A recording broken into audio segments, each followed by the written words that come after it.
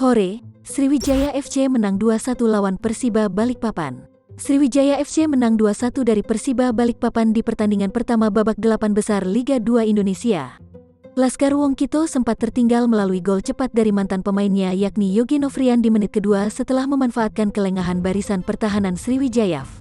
Laskar Wongkito memiliki peluang emas pada menit ke-20 saat tendangan bebas yang berhasil dimanfaatkan oleh Valentino Telaubun. Namun tandukannya masih menyamping di sisi kiri gawang. Tim Laskar Wongkito baru bisa menyamakan kedudukan melalui aksi dari Hari Habrian di menit ke-44. Skor imbang 1-1 bertahan hingga peluit akhir babak pertama dibunyikan wasit. Babak 2 Persiba bermain lebih menekan dengan pola permainan yang berbeda. Di pertengahan waktu babak kedua, Sriwijaya FC mampu tampil lebih tenang dan mengendalikan permainan. Laskar Wongkito akhirnya berhasil membalikkan keadaan di menit ke-70.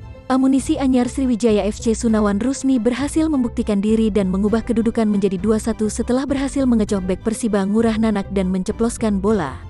Tampil sebagai pemain pengganti, rekrutan anyar Sriwijaya FC Sunawan Rusmi mencetak gol kemenangan. Dengan hasil ini, Sriwijaya FC berada di posisi pertama klasemen Grup X.